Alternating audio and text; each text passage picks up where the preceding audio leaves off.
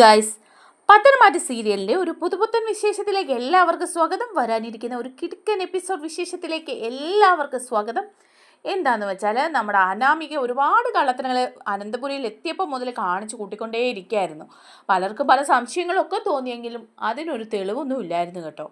അങ്ങനെ ഇരിക്കുമ്പോഴാണല്ലോ നമ്മുടെ ദേവയാനി ഇപ്പോൾ കുറേ തെളിവുകളൊക്കെ കണ്ടെത്തുന്നത്. അത് പോരാഞ്ഞിട്ട് നന്ദുവും അനാമികയ്ക്കും വേണുവിനും രേവതിക്കും ഒക്കെ എതിരെയുള്ള തെളിവുകളെല്ലാം കണ്ടെത്തുകയാണ്. അങ്ങനെ അനന്തപുരിയിൽ നടന്ന പല കള്ളത്തരങ്ങൾക്കും കാരണം അനാമികയും കുടുംബമാണെന്ന് അറിയാണ്. അതുപോലെ തന്നെ പാലിൽ വിഷം ചേർത്ത് കൊടുത്ത് ദേവയാനിയെ കൊല്ലാൻ നോക്കിയതും അനാമികയാണെന്നുള്ള വിവരം അറിയാണ്. അപ്പോൾ ഇങ്ങനെ കുറേ കള്ളത്തരങ്ങൾ ചെയ്തു കൂട്ടുകയും വീണ്ടും പണം തട്ടിയെടുക്കുകയും ഒക്കെ ചെയ്യുന്നത് അനാമികയാണെന്ന് മനസ്സിലാക്കി കഴിയുമ്പോഴേക്കും മുത്തശ്ശൻ അനാമികയെ അവിടുന്ന് അടിച്ചിറക്കുകയാണ്. ഇനി ഒരു നിമിഷം പോലും നീ അനന്തപുരിയിൽ നിൽക്കാൻ പാടില്ല, അനാമിക ഇപ്പം തന്നെ ഇവിടുന്ന് ഇറങ്ങണമെന്ന് മുത്തശ്ശൻ തീർത്തങ്ങ് പറയുകയാണ് ചെയ്യുന്നത്. അതും എല്ലാവരുടെയും മുന്നിൽ വെച്ച്. ആ വിശേഷങ്ങളിലേക്കാണ് നമ്മൾ പോകുന്നത്. നമ്മുടെ വീഡിയോ ഇഷ്ടമായാൽ ഒന്ന് ലൈക്ക് ചെയ്യണേ, ചാനൽ കൂടി ഒന്ന് സബ്സ്ക്രൈബ് ചെയ്ത് സപ്പോർട്ട് ചെയ്യണേ. അങ്ങനെ അനന്തപുരിയിൽ പല പല കള്ളത്തരങ്ങളും ചെയ്ത് കൂട്ടിയിരിക്കുകയാണ് കേട്ടോ അനാമിക. അതിൻ്റെ ഇടയിൽ ദേവയാനിക്ക് നല്ല സംശയമുണ്ട് അനാമികയെ. കാരണം ആ സ്ഥലം കൊണ്ട് കാണിക്കാൻ ദേവയാനി അതുകൊണ്ട് തന്നെയാണ് പറയുന്നത്. സ്ഥലം കൊണ്ട് കാണിച്ചു കഴിയുമ്പോൾ ദേവയാനിക്ക് വ്യക്തമാകാണ് ആ സ്ഥലം അനാമികയുടെയും അച്ഛൻ്റെയും അമ്മയുടെയും ഒന്നും അല്ല, മറ്റാരുടെയോ സ്ഥലം കൊണ്ടുവന്ന് കാണിച്ച് കള്ളത്തരം പറയുന്നതാണ് വേണു എന്നുള്ള കാര്യം. അത് നയനയോട് തുറന്ന് പറയുന്നുമുണ്ട്. അതിനുശേഷം ഈ സ്വർണം കളവ് പോയ കാര്യത്തെക്കുറിച്ചിട്ട് ചോദിക്കുന്നുണ്ട് അനാമികയോട്. ദേവയാനി ചോദിക്കുകയാണ്, അനാമികയെ എന്താ മോളെ ഇങ്ങനെ, ഈ സ്വർണം എങ്ങനെയാണ് കളവ് പോയതെന്ന് ചോദിക്കുക. അപ്പോൾ പറയുന്നുണ്ട്, കളവൊന്നും പോയിട്ടില്ല വല്യമ്മേ, അത് എൻ്റെ കയ്യിലുണ്ട്. അന്ന് ആ ഒരു മാല അത് ഞാൻ അച്ഛന് ഒരു അത്യാവശ്യത്തിന് വേണ്ടി കൊടുത്തു വിട്ടതാണ്. ഇങ്ങനെയൊന്നും സംഭവിക്കുമെന്ന് ഞാൻ അറിഞ്ഞില്ല. വല്യമ്മ സന്തോഷത്തോടു കൂടി സമ്മാനമായിട്ട് എനിക്ക് തന്ന മാലയല്ലേ, അതുകൊണ്ട് ഞാൻ അതെടുക്കുന്നതിലൊരു വിഷമമൊന്നും കാണിച്ചില്ല. അത് ഇത്ര വലിയ തെറ്റായി പോകുമെന്നൊന്നും ഞാൻ വിചാരിച്ചില്ല. അപ്പോൾ ദേവയാനി പറയുന്ന, അയ്യോ മോളെ, അത് വലിയ തെറ്റൊന്നൊന്നും ഞാൻ പറയുന്നില്ല. പക്ഷെ അന്ന് ആ മാല കാണാതെ പോയപ്പോൾ മോൾ ആ സത്യം തുറന്നു പറഞ്ഞില്ല. മോക്ക് എന്നോട് പറയായിരുന്നു ഞാൻ ആ മാല എൻ്റെ അച്ഛൻ്റെ അമ്മയുടെയും കയ്യിൽ കൊടുത്തു വിട്ടിരിക്കുകയെന്ന്. പക്ഷേ അതിനു പകരം നയനയെ കുറ്റപ്പെടുത്തല്ലായിരുന്നോ? നയനെ എടുത്തത് ഗോവിന്ദൻ്റെ കയ്യിൽ കൊടുത്തു വിട്ടെന്ന് പറഞ്ഞ് ഇവിടെ എന്തെല്ലാം പുകിലുണ്ടായി. ഞാനും നയനെ ഒരുപാട് കുറ്റപ്പെടുത്തി, എല്ലാവരും അത് പറയുകയും ചെയ്തു. എന്തിനാ അങ്ങനെ ഒരു സംഭവം ഉണ്ടാക്കിയത്? അതിൻ്റെ ആവശ്യമില്ലായിരുന്നല്ലോ മോളെ എന്ന് പറയുമ്പോൾ അനാമിക പറയാണ്, ഓ ഇപ്പം വല്യമ്മയ്ക്ക് ഭയങ്കര കുറ്റബോധം തോന്നുന്നുണ്ട്. അന്ന് നയനയെ കുറ്റപ്പെടുത്തിയനല്ലേ? ഇത്രയും നാളും അങ്ങനൊന്നും അല്ലായിരുന്നു വല്യമ്മ. അന്ന് നയനയെ കുറ്റപ്പെടുത്താനും നയന തന്നെയായിരിക്കും അത് ചെയ്തതെന്ന് ഉറപ്പിച്ച് പറയാനും ഒക്കെ വല്യമ്മ ഇരിക്കുകയായിരുന്നല്ലോ. ഇപ്പം എന്നിട്ട് ഇങ്ങനെയൊക്കെ എന്താ പറയുന്നത്? ഇപ്പം കരള് തന്നത് അവളാണെന്ന് അറിഞ്ഞപ്പം ആ ഒരു മനംമാറ്റം. ദേവയാനി പറയേ, ഏയ് അതൊന്നുമല്ല മോളെ, സംശയമുള്ളത് കൊണ്ടൊന്നുമല്ല, മോക്ക് ആ സ്വർണ്ണം എടുത്ത് ചെലവാക്കാം. പക്ഷേ അത് അന്ന് അങ്ങനെ ഒരു സംശയം വന്നപ്പം അത് ചോദിച്ചപ്പോൾ അതിൻ്റെ മറുപടി ഒന്ന് പറഞ്ഞാൽ മതിയായിരുന്നു. ഇപ്പോഴും ബാക്കി സ്വർണം മുഴുവൻ മോളുടെ കയ്യിലില്ലേ? അതാ വല്യമ്മ പറഞ്ഞത്, അതിങ്ങോട്ട് താ, നമുക്കത് പുതിയ ഡിസൈനായിട്ട് മാറ്റിയെടുക്കാമെന്ന്. അപ്പോൾ അനാമിക പറയും, ഏയ് വല്യമ്മയോട് ഞാൻ പറഞ്ഞില്ലേ എനിക്ക് പഴയ ഡിസൈനുകളാണ് ഇഷ്ടം. ഇനിയിപ്പം ഞാനത് ഇട്ടുകൊണ്ടൊന്നും നടക്കുന്നൊന്നും ഇല്ലല്ലോ, അത് വെറുതെ ആ ലോക്കറിൽ ഇങ്ങനെ ഇരിക്കുക. അതുകൊണ്ട് തന്നെ ഇനിയിപ്പോൾ അത് മാറി പുതിയതാക്കാനൊന്നും പോകണ്ടെന്ന് പറയാം. അപ്പോൾ ദേവയാനി പറയാണ്, എന്നാൽ അങ്ങനെയാണെങ്കിൽ ഇവിടുത്തെ ലോക്കറിൽ അത് വയ്ക്കണ്ട. ഇവിടെ ഇപ്പോൾ ഇതുപോലെ പല പ്രശ്നങ്ങളും ഉണ്ടാകുന്ന സ്ഥിതിക്ക് നമുക്കിത് ജ്വല്ലറിയിലെ ലോക്കറിൽ തന്നെ വയ്ക്കാം. അവിടെയാകുമ്പോൾ അത് സ്വസ്ഥമായിട്ട് അവിടെ ഇരുന്നോളൂ, അതിനൊരു പ്രശ്നം ഉണ്ടാവില്ല, ഇൻഷുറൻസും ഉണ്ട് എന്ന് പറയുമ്പോൾ അനാമിക്ക് പറയും, ഏയ് അതൊന്നും വേണ്ടെന്നേ, ഇവിടെ ഇരുന്നോട്ടെ, ഇതിപ്പോൾ എൻ്റെ മുറിയിൽ നിന്ന് ആരെടുത്തോണ്ട് പോകാനാ എന്നൊക്കെ ഇങ്ങനെ പറയാണ് കേട്ടോ. അപ്പോഴും ദേവയാനി വീണ്ടും ചിന്തിക്കുന്നുണ്ട്, എടി കള്ളി, നിൻ്റെ കള്ളത്തരങ്ങളൊക്കെ ഞാനിങ്ങ് പുറത്തെടുക്കും. നീ ആ സ്വർണവും കൊണ്ടുപോയി നിൻ്റെ അച്ഛനും അമ്മയ്ക്കും കൊടുത്ത് വിറ്റ് കാശാക്കി പുട്ടടിച്ചിട്ടുണ്ട്. എന്നിട്ടാണ് ഇപ്പം എൻ്റെ മുന്നിൽ കിടന്നിങ്ങനെ അഭിനയിക്കുന്നത്. നിൻ്റെ ഓരോരോ കള്ളത്തരങ്ങളായിട്ട് ഞാനിങ്ങ് പുറത്തെടുക്കും അനാമികയെന്ന് പറയാം. അതേസമയം അനിയാണെങ്കിൽ അവിടെ വന്നു കഴിയുമ്പം അനാമികയുമായിട്ട് നല്ലൊരു വഴക്കുണ്ടാകുന്നുണ്ട്. അപ്പം അനാമിക പറയാണ്, ഇതെന്താ ഇത്, ഇവൻ ഇങ്ങനെയൊക്കെ തുടങ്ങുന്നത്? നീ ആ നന്ദുവിൻ്റെ പുറകെ കുടിച്ച് കൂത്താടി. ഇന്നലെ അത് പോലീസ് സ്റ്റേഷനിലൊക്കെ ചെന്നിരുന്ന് എന്തൊരു നാണക്കേടാണ്. ഇങ്ങനെയൊരു സംഭവം എനിക്ക് സഹിക്കാനൊന്നും പറ്റില്ല. ഞാനിങ്ങനെ നാണക്കെട്ടത്തിന് ഇവിടെ നിൽക്കുന്നത് ഈ അനന്തപുരിയിലെന്ന് പറയാം. അപ്പോൾ മുത്തശ്ശൻ പറയുന്നുണ്ട്, അത് അനി ചെയ്തത് ഒട്ടും ശരിയായില്ല എന്ന് പറയാണ്. നന്ദുവിൻ്റെ പുറകെ ഇങ്ങനെ നടക്കുന്നത് ശരിയായ കാര്യമൊന്നുമല്ല. നിന്റെ ഭാര്യ അനാമികയാണ്. അത് മാത്രമല്ല, നന്ദു ഒരു ഉത്തരവാദിത്തപ്പെട്ട ജോലിയിലിരിക്കുകയാണ്. അവളെ ജോലി ചെയ്യാൻ അനുവദിക്കാതെ അവിടെ ചെന്നിട്ട് ശല്യം ചെയ്യാന്ന് പറഞ്ഞാൽ അനി അത് ശരിയല്ലെന്ന് പറയുമ്പോൾ അനി പറയാം, എനിക്ക് എൻ്റെതായ ശരികളൊക്കെ ഉണ്ട്. ഇത്രയും നാളും മറ്റുള്ളവരുടെ ശരികൾക്കൊക്കെ അനുസരിച്ചാണ് ഞാൻ ജീവിച്ചത്. അതിൻ്റെതായ ബുദ്ധിമുട്ട് എൻ്റെ ജീവിതത്തിലുണ്ട്. ഇനിയെങ്കിലും എൻ്റെ സന്തോഷത്തിനും എൻ്റെ ശരികൾക്കും വേണ്ടി ഞാൻ ജീവിക്കട്ടെ എന്നൊക്കെ ഇങ്ങനെ പറയാണ്. അപ്പോൾ അനാമിക അവിടെ കിടന്ന് പറയുന്നുണ്ട്, ഓരോന്നൊക്കെ പറയുക. വല്ലാതെ പറയുമ്പോൾ മുത്തശ്ശൻ പറയാണ്, അനാമിക മോക്ക് വിഷമമുണ്ടെന്നൊക്കെ എനിക്കറിയാം, പക്ഷേ ഇങ്ങനെയൊന്നും ഇവിടെ നിന്ന് സംസാരിക്കരുത്. ഇതൊക്കെ വളരെ മോശം കാര്യങ്ങളാണെന്ന് പറയാണ്. അപ്പോൾ ദേവയാനിയും പറയാം, ശരിയാ, അനാമിക മോള് അന്ന് ആ മാല എടുത്തിട്ട് അതിനെക്കുറിച്ച് ഇവിടെ പറഞ്ഞത് തെറ്റായിപ്പോയി എന്ന് അച്ഛന് തോന്നുന്നില്ലേ? എന്നിട്ട് നമ്മളെല്ലാവരും നയനെ ഒരുപാട് കുറ്റപ്പെടുത്തിയില്ലേ? പാവം ഗോവിന്ദൻ അത് എടുത്തോണ്ട് പോയി സ്വർണമാക്കി മക്കൾക്ക് കൊണ്ട് കൊടുത്തെന്നൊക്കെ നമ്മൾ പറഞ്ഞില്ലേ? അനാമിക മോൾ അന്നത് സത്യം പറയായിരുന്നെങ്കിൽ ഇവിടെ ഇങ്ങനെ സംഭവിക്കായിരുന്നോ എന്ന് ചോദിക്കുക. അപ്പം മുത്തശ്ശൻ പറയുന്നുണ്ട്, ശരിയാ, അനാമിക മോൾ അത് സത്യം പറഞ്ഞില്ല, അത് തെറ്റ് തന്നെയാണ്. എന്തായാലും അങ്ങനെയുള്ള കള്ളത്തരങ്ങളൊന്നും ഇവിടെ കാണിക്കണ്ടെന്ന് പറയാം. അതുപോലെ തന്നെ ആ പ്രോപ്പർട്ടിയുടെ കാര്യമുണ്ടല്ലോ അച്ഛാ, അത് ഞാൻ അന്വേഷിച്ചു. അനിക്കും അനാമികയ്ക്കും കൂടി ഉള്ളതാണെങ്കിൽ അവിടെ അവർക്കൊരു വീട് വെച്ച് കൊടുത്തുകൂടെ നമുക്ക് എന്ന് ചോദിക്കുക ദേവയാനി. അപ്പം ഇതെല്ലാം കേൾക്കുമ്പോൾ ആകെപ്പാടെ ട്രാപ്പിലാക്കി പോകുമല്ലോ എന്ന് വിചാരിക്കുക അനാമിക അപ്പോൾ പറയാണ്, എല്ലാവർക്കും ഇവിടെ എന്നെ സംശയമാണ്. അനിയാണെങ്കിൽ എന്നെ കാണുന്നത് പോലും അവന് ഇഷ്ടമില്ല. പിന്നെയും മറ്റുള്ളവർ എല്ലാവരും എന്നെ കുറ്റപ്പെടുത്തുകയാണ്. ഈ വീട്ടിൽ എന്നെ സ്നേഹിക്കാനോ എൻ്റെ കാര്യങ്ങൾ കേൾക്കാനോ ആരുമില്ല. എല്ലാവർക്കും ഒരു ശത്രുവിനെ പോലെ എന്നെ കാണുന്ന സ്ഥിതിക്ക് ഞാൻ ഈ അനന്തപുരിയിൽ ഇനി നിൽക്കാൻ ഉദ്ദേശിക്കുന്നൊന്നുമില്ല. എൻ്റെ വീട്ടിൽ ചെന്ന് നിന്നാൽ എൻ്റെ അച്ഛനും അമ്മയും എന്നെ പൊന്നുപോലെ നോക്കും. അവർ പല പ്രാവശ്യം പറഞ്ഞിട്ടുണ്ട് ഇവിടെ വന്ന് നിന്നോളാൻ.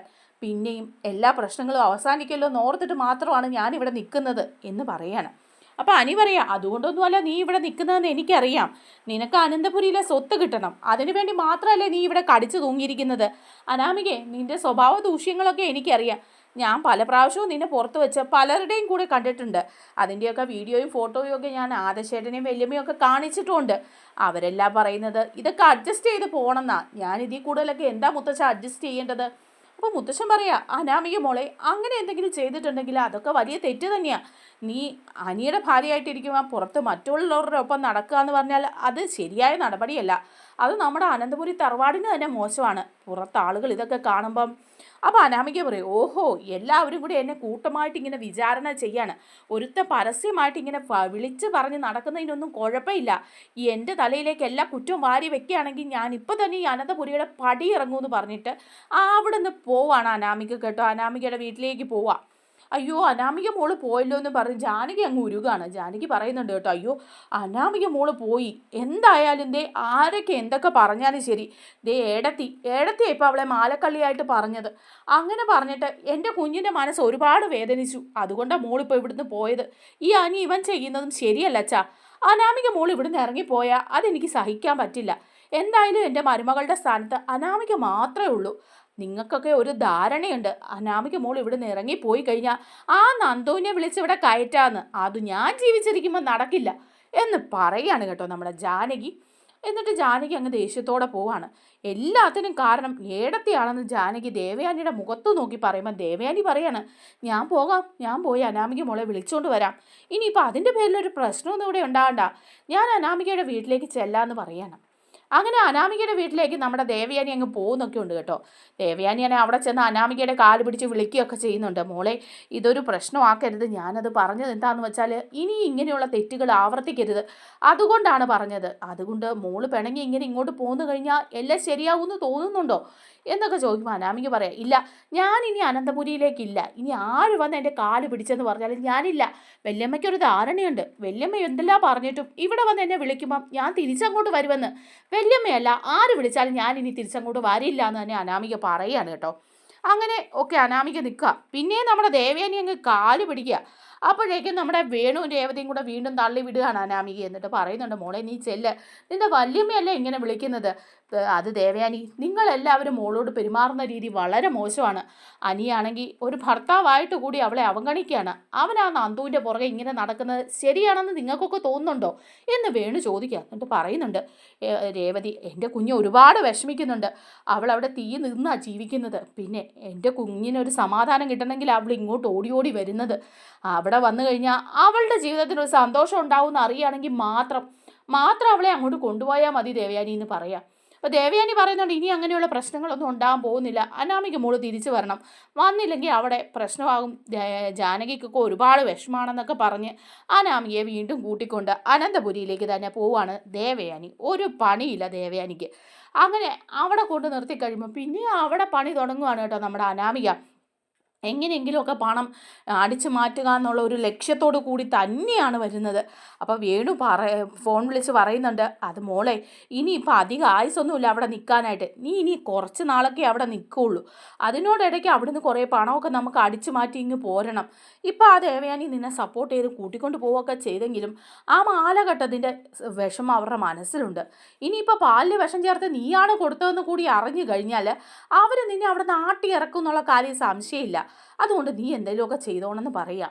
അപ്പോൾ പറയുന്നുണ്ട്, അത് നേരാ, പാലിൽ വിഷം ചേർത്ത് കൊടുത്തത് ഞാനും അമ്മയും കൂടിയാണെന്ന് അറിഞ്ഞാൽ അവരെന്നെ പിന്നെ അവിടെ വെച്ചേക്കൊന്നുമില്ല. ആ മുത്തശ്ശനും മുത്തശ്ശിയും ദേവയാനിയും എല്ലാവരും കൂടെ എന്നെ അവിടുന്ന് അടിച്ചിറക്കും.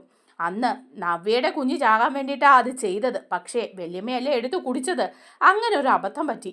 അന്നത് ആ നവ്യ കുടിച്ചിരുന്നെങ്കിൽ ഇന്ന് ആ ശല്യം ഉണ്ടാവില്ലായിരുന്നു. വല്യമ്മയുടെ സ്നേഹം പിടിച്ചു പറ്റുകയും ചെയ്യാം. ഇതിപ്പം വല്യമ്മ എടുത്ത് കുടിച്ച് കരളും പോയി ആശുപത്രിയിൽ സീരിയസ് ആയിട്ട് കിടക്കുകയും ചെയ്തു. അതിനുശേഷം ആ നയനയാണെങ്കിൽ കരൾ കൊടുക്കുകയും ചെയ്തു. ഇപ്പം നയനയാ കരൾ കൊടുത്തതെന്ന് അറിഞ്ഞപ്പോഴാണ് വല്യമ്മ അവളെ ചേർത്ത് നിർത്താൻ തുടങ്ങിയത്. എല്ലാ സാമാനങ്ങളും ഇപ്പം അവക്കാ. നയന മോള് കഴിഞ്ഞിട്ടേ അവർക്ക് ആദർശം പോലും ഉള്ളൂ. ആ നയനയൊന്ന് അവരുമായിട്ട് പിണങ്ങി നിൽക്കുകയായിരുന്നെങ്കിൽ അവരുടെ കയ്യിലുള്ളത് മുഴുവൻ എനിക്കങ്ങ് അടിച്ചു മാറ്റായിരുന്നു. ഇതിപ്പം എല്ലാം പോയി. അന്നത്തെ പാലിലെ വിഷം ചേർക്കലാ ഇതെല്ലാം പറ്റിയത് എന്നൊക്കെ ഇങ്ങനെ പറയുക. ഇത് നമ്മുടെ ദേവയാനി അങ്ങ് കേട്ടോണ്ടാണ് നിൽക്കുന്നത് കേട്ടോ. അനാമികയെ കൂട്ടിക്കൊണ്ട് വന്നെങ്കിലും അനാമികയുടെ എല്ലാ പ്രവൃത്തികളും ദേവയാനി ഇങ്ങനെ വാച്ച് ചെയ്തുകൊണ്ടേ ഇരിക്കുകയാണ്. ഇവളൊരു കളിയാണല്ലോ, ഇക്കാര്യത്തിൽ സംശയമില്ലല്ലോ എന്ന് ദേവയാനിക്ക് തോന്നിയിരുന്നു. അതുകൊണ്ട് തന്നെ ദേവയാനി ശ്രദ്ധിച്ചു നിന്നപ്പോഴാണ് കേൾക്കുന്നത് പാലിൽ വിഷം ചേർത്ത് വെച്ചത് അനാമികയും അവളുടെ അമ്മയും കൂടിയാണെന്നുള്ള കാര്യം. ഇത് കേൾക്കുമ്പോൾ ശരിക്കും ദേവയാനി ഞെട്ടിപ്പോവുക. ഇനിയിപ്പോൾ പിടിച്ചു നിൽക്കാനൊന്നും പറ്റില്ല. അനാമികയെ ഇവിടെ കൊണ്ട് നിർത്തിയെങ്കിലും എങ്ങനെയെങ്കിലും കാര്യങ്ങൾ ശരിയാകുമെന്ന് വിചാരിച്ചിട്ടാണ്. പക്ഷേ ഇത് അതുപോലും ഇല്ലാതെ പാലിലും വിഷം ചേർത്ത് വെച്ചത് ഇവളാണ്. ഇങ്ങനെ ഒരുതി അനന്തപുരിയിൽ ജീവിച്ചാൽ അത് ശരിയല്ല. ഇവിടെ പലരുടെയും ജീവൻ അപകടത്തിലാണ്. കാരണം നവ്യയും കുഞ്ഞിനെയും കൊല്ലാൻ വേണ്ടി ചെയ്തത് ദേവയാനിക്ക് കിട്ടി. ഇനിയിപ്പോൾ ആരെ കൊല്ലാനായിരിക്കും ഇവള് ശ്രമിക്കുക? ഇതെന്തായാലും എല്ലാവരോടും പറയണം. ഇവളെ ഇവിടെ ഇങ്ങനെ വെച്ച് വാഴിക്കാൻ പറ്റില്ല എന്നിങ്ങനെ വിചാരിക്കുക. പക്ഷെ പെട്ടെന്ന് എങ്ങനെയാ പറയുക? അവൾ പറഞ്ഞത് കേട്ടില്ലേ, ഇവിടുന്ന് കുറച്ച് പണം അടിച്ചു മാറ്റണമെന്ന്. അവളുടെ പ്ലാൻ എന്താണെന്ന് ഞാനൊന്ന് നോക്കട്ടെ. അമ്പടി കള്ളി, നിന്നെ ഇനി ഞാൻ പണം ഇവിടുന്ന് അടിച്ചു മാറ്റിക്കാടി. നീ കുറച്ചൊന്നും അല്ല ഇവിടുന്ന് തട്ടിയെടുത്തിരിക്കുന്നത്. ഇനിയും പണം തട്ടാൻ വേണ്ടി മാത്രം ഇവിടെ ജീവിക്കുന്നു. ഞാനെല്ലാം ശരിയാക്കി തരാം എന്നിങ്ങനെ പറയുക. എന്നിട്ട് നയനയുടെ അടുത്ത് എന്ന് ദേവയാനി പറയുന്നുണ്ട് കേട്ടോ. നയനെ, ഞാൻ ഇന്നൊരു സത്യം കേട്ടു. എന്താമേ, എന്താ കേട്ടത്?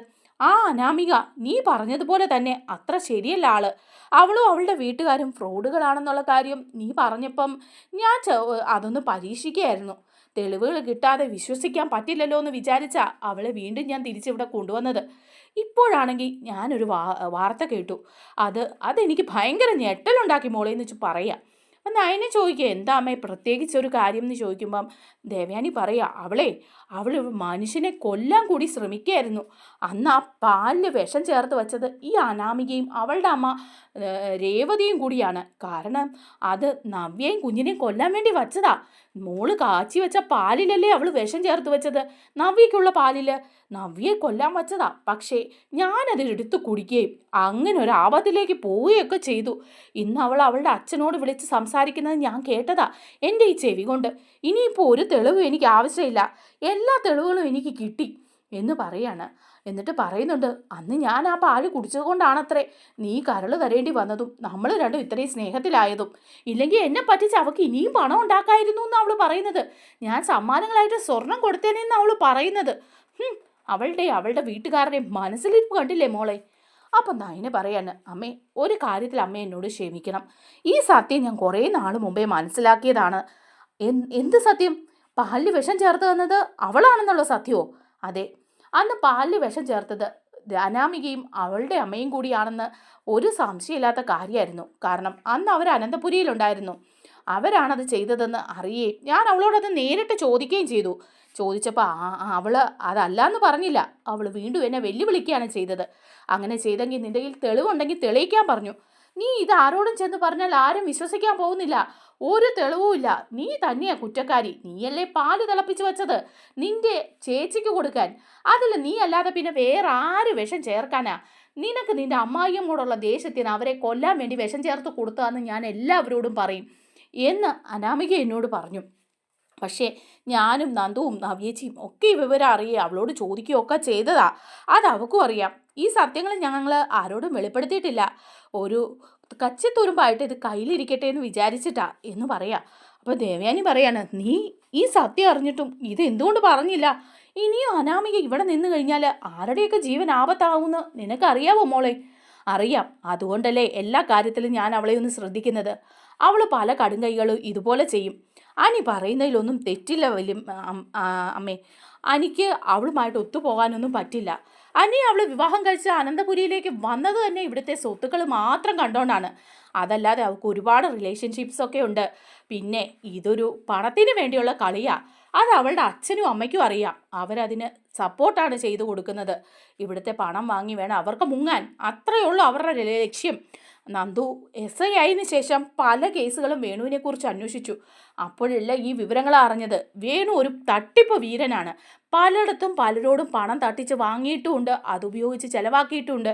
തിരിച്ചു കൊടുക്കാതിരിക്കുന്നത് കൊണ്ട് തന്നെ പല കേസുകളും സ്റ്റേഷനിലുണ്ട്. അതെല്ലാം നന്ദു അറിഞ്ഞ് പറയുകയും ചെയ്തതാ. പിന്നെ എന്തിനാണ് അനിയുടെ ജീവിതം തകർക്കുന്നത്? ശരിയായി പോകുന്നെങ്കിൽ ശരിയായി പോകട്ടെ എന്ന് വിചാരിച്ചാൽ ഞാനത് ഇതുവരെ മിണ്ടാതിരുന്നതെന്ന് പറയുകയാണ് നയന. അപ്പോൾ ദേവയാനി പറയാ, ഇതെന്തായാലും അച്ഛനോട് പറഞ്ഞിട്ടേ കാര്യമുള്ളൂ. ഇത്രയും വലിയൊരു തെറ്റ് അവൾ ചെയ്തിട്ടുണ്ടെങ്കിൽ ആ വിവരം എല്ലാവരും അറിയണം. എല്ലാവരും മാത്രമല്ല, ഇതിൻ്റെ പേരിലൊരു കേസ് കൊടുക്കുക തന്നെ ചെയ്യണം. കേസ് കൊടുത്തിട്ട് തെളിയട്ടെ. തെളിഞ്ഞതിന് ശേഷം ഇവള് ആണ് വിഷം തന്നതെന്ന് അറിയുമ്പോൾ ഇവളെ അറസ്റ്റ് ചെയ്യണം. അവൾ ഫോണിലൂടെ പറഞ്ഞ കാര്യങ്ങളെല്ലാം ഞാൻ വീഡിയോയിൽ റെക്കോർഡ് ചെയ്തിട്ടുണ്ട്. എല്ലാ തെളിവുകളും എൻ്റെ കയ്യിലുണ്ട്. ഇത് കണ്ടോ നീ? ഇത് കാണ്. ഇനി നന്ദുവിനോട് ഒരു കേസ് കൊടുക്കണം. ഞാൻ എന്തായാലും കേസ് കൊടുക്കും. എൻ്റെ ജീവനാണ് അപകടത്തിലാകാൻ പോയത്. അതുപോലെ ഇങ്ങനെ ഒരു ചതി ചെയ്ത ഒരുത്തി ഈ അനന്തപുരിയിൽ വേണ്ട ഇനി എന്ന് പറയാണ്. അതിനുശേഷം ദേവയാനി പറയും, ഞാനിത് അച്ഛനോട് പറയൂന്ന്. അങ്ങനെ ദേവയാനി ചെല്ലുകയാണ്. ദേവയാനി ചെന്നിട്ട് മുത്തശ്ശൻ്റെ അടുത്ത് ചെന്ന് പറയുന്നുണ്ട്, അച്ഛാ എനിക്കൊരു കാര്യം സംസാരിക്കാനുണ്ട്. എല്ലാവരും കൂടി ഉള്ളപ്പോഴാണ് സംസാരിക്കാൻ പറ്റുള്ളൂ എന്ന് പറയാണ്. അപ്പം മുത്തശ്ശൻ പറയുന്നുണ്ട്, എന്താ ദേവയാനി? എല്ലാവരെയും വിളിക്കുന്ന ഹോളിലോട്ടെന്ന് പറയാണ്. അങ്ങനെ എല്ലാവരും വരികയാണ്. എല്ലാവരും വന്ന് നിൽക്കുന്ന സമയത്ത് നമ്മുടെ അനാമികയും വന്ന് നിൽപ്പുണ്ട്. അപ്പോൾ ദേവയാനി ഈ വീഡിയോ കാണിച്ചിട്ട് മുത്തശ്ശനോട് പറയുന്നുണ്ട്, അച്ഛൻ ഇതൊന്ന് കേട്ടു നോക്ക്. അനാമിക പറയുന്ന സത്യങ്ങളൊക്കെ അവളുടെ അച്ഛനെ ഫോൺ വിളിച്ച് പറയുന്നതാണ്. അബദ്ധത്തിന് ഞാനിത് കേട്ടതാ. ഇങ്ങനെയുള്ള കാര്യങ്ങളായതുകൊണ്ട് ഞാനത് റെക്കോർഡ് ചെയ്ത് വെച്ചു. ഇപ്പം കണ്ടോന്ന് പറഞ്ഞ് കാണിച്ചു കൊടുക്കുക എല്ലാവരെയും. അപ്പോൾ മുത്തശ്ശന് കാര്യങ്ങൾ പിടികിട്ടുകയാണ്. അപ്പോൾ ദേവയാനി പറയാണ്, ഇത് മാത്രമല്ല വേറെ പല കേസുകളും ഇവരുടെ പേരിലുണ്ട്. ഇവരത്ര പന്തിയല്ല. ഇങ്ങനെ ഒരു ചതി ചെയ്തിട്ടാണ് ഇവിടെ ഈ അനന്തപുരിയിൽ കൊച്ചമ്മ ചമഞ്ഞ് ജീവിക്കുന്നത് എന്ന് പറയാണ്. എന്നിട്ട് പറയുന്നുണ്ട് കേട്ടോ, അന്ന് ഞാൻ കൊടുത്ത മാല മോഷ്ടിച്ചിട്ടാണ് നയനയുടെ തലയിൽ അത് വച്ച് കിട്ടിയത്. അതുപോലെ അന്ന് ഞാൻ കൊടുത്ത സ്വർണം അതും ഇപ്പോൾ ഇവളുടെ കയ്യിലുണ്ടെന്ന് തോന്നുന്നില്ല. അതും ഇവള് വിറ്റ് തിന്നു. പക്ഷേ ഞാൻ സമാനമായിട്ട് കൊടുത്തതാ.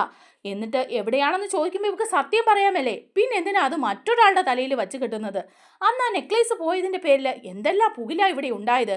മനഃപൂർവ്വം അനാമിക പ്രശ്നം സൃഷ്ടിക്കുകയായിരുന്നു. അതുപോരാത്തതിന് വേറെ പല തെറ്റുകളും ഇവിടെ ചെയ്തിട്ടുണ്ട്. കഴിഞ്ഞ ദിവസം എന്നെ കൊണ്ടുവന്ന ഒരു പ്രോപ്പർട്ടി കാണിച്ചു, ഇവരുടെയാണെന്ന് പറഞ്ഞിട്ട്. അത് ഇവരുടെ പ്രോപ്പർട്ടിയല്ല, മറ്റാരുടെയോ പ്രോപ്പർട്ടിയാണെന്നാണ് ഞാൻ അറിഞ്ഞത്.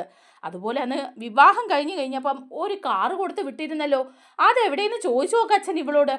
അതും നമ്മളെ പറ്റിക്കുകയായിരുന്നു. അപ്പം മുത്തശ്ശൻ പറയുന്നുണ്ട്, അനാമികെ ഇതൊക്കെ സത്യമാണോ? ആരുടെയും പണവും കാറും ഒന്നും ഇവിടെ വേണ്ട, പ്രോപ്പർട്ടിയും വേണ്ട. അതുപോലെ 1-2 പ്രോപ്പർട്ടി വാങ്ങി നിങ്ങൾക്ക് വീട് വെച്ച് തരാനുള്ള ഗതിയൊക്കെ ഇന്ന് അനന്തപുരി തറവാടിനുണ്ട്. പിന്നെ കാറ്, എത്ര കാറാ ഇവിടെ ഉള്ളതെന്ന് എനിക്ക് പോലും അറിയില്ല. അങ്ങനെയുള്ളപ്പം അതൊന്നും കാണിച്ച് ഞങ്ങളെ പറ്റിക്കേണ്ട കാര്യമില്ല അനാമികെ. പിന്നെ ഇപ്പം ഈ വീഡിയോയിൽ കണ്ട കാര്യം സത്യമാണോ എന്ന് ചോദിക്കുക. പാലിൽ വിഷം ചേർത്തത് നീയാണോ എന്ന് ചോദിക്കുക. അപ്പോൾ അനാമിക ഒന്നും മിണ്ടുന്നില്ല. അപ്പോൾ വീണ്ടും ചോദിക്കുക, പാലിൽ വിഷം ചേർത്ത് കൊടുത്ത് നവ്യയും കുഞ്ഞിനെയും കൊല്ലാൻ നോക്കിയത് നീയാണോ എന്ന് ചോദിക്കുമ്പം ഉടനെ ജലജ പറയാണ്, അത് ഇവൾ തന്നെയാണ് ചെയ്തത്, ഇവളുടെ അമ്മയും കൂടിയാണ് ചെയ്തത്, ഞാൻ കണ്ടതാ ചെയ്യുന്നത്. അപ്പോഴേക്കും മുത്തശ്ശി ചോദിക്കുക, ജലജെ നീ കണ്ടോ പാലിൽ വിഷം ചേർക്കൻ? ആ, ഞാൻ കണ്ടതാ. എന്നിട്ട് നീ ഒരക്ഷരം പോലും മിണ്ടിയില്ല. നിന്റെ മരുമകളല്ലേ നവ്യ, അവളെയും കൊല്ലാൻ നോക്കുന്ന കണ്ടിട്ട് നീ ഒരക്ഷരം മിണ്ടിയില്ല. അപ്പം ജലജ പറയാണ്, എനിക്ക് നവിയോട് ദേഷ്യമായിരുന്നു, അതുകൊണ്ടാണ് ഞാൻ മിണ്ടാതിരുന്നത്. പിന്നെ ഇതൊന്നും നടക്കാൻ പോകുന്നില്ലെന്നാണ് ഞാൻ വിചാരിച്ചത്. ഇനി മിണ്ടാതിരുന്നതിന് അച്ഛൻ എന്നോട് ക്ഷമിക്കണം. പക്ഷേ അന്ന് വിഷം ചേർത്തത് ഇവളാണ്. അതാണ് ഏടത്തി പാല് കുടിച്ച് ആശുപത്രിയിലായതൊക്കെ. അപ്പം മുത്തശ്ശൻ പറയുക, ജലജ നീയൊക്കെ മനുഷ്യ സ്ത്രീയാണോടി, ഇതൊക്കെ കണ്ടിട്ട് നീ മിണ്ടാതിരിക്കാൻ നിന്നെക്കൊണ്ടേ പറ്റുള്ളൂ. എന്നിട്ട് അനാമികയോട് പറയുക, ഇത്രയധികം ദുഷ്ടത്തരമൊക്കെ ചെയ്തിട്ട് നീ ഇനി ഈ അനന്തപുരിയിൽ നിൽക്കാനാണോ? നീ ഇവിടെ നിൽക്കുന്നിടത്തോളം കാലം ഇവിടെയുള്ള ആരുടെയും ജീവൻ ഒരു വിലയുണ്ടോ അനാമികയെ? എങ്ങനെ നിന്നെക്കൊണ്ട് പറ്റുന്നു ഇതൊക്കെ ചെയ്ത് കൂട്ടാനായിട്ട്? നീ ഒരു പെരുങ്കള്ളി തന്നെയാണല്ലോ. ഒരു കാര്യം ഞാൻ പറഞ്ഞേക്കാം, ഇതിൻ്റെ പേരിൽ ദേവയാനി കേസ് കൊടുത്താലും ഇല്ലെങ്കിലും ഈ അനന്തപുരി തറവാട്ടിൽ ഇനി ഒരു നിമിഷം പോലും അനാമിക നിൽക്കാൻ പാടില്ല. നീ നിൻ്റെ വീട്ടിലേക്ക് തന്നെ പോയിക്കോണം. ഇവിടെ ആർക്കും ഇനി ഒരു റിസ്ക് എടുക്കാൻ പറ്റില്ലെന്ന് തീർത്ത് പറയാണ് കേട്ടോ മുത്തശ്ശൻ. നമ്മുടെ വീഡിയോ ഇഷ്ടമായാലൊന്ന് ലൈക്ക് ചെയ്യണേ, ചാനൽ കൂടി ഒന്ന് സബ്സ്ക്രൈബ് ചെയ്ത് സപ്പോർട്ട് ചെയ്യണേ.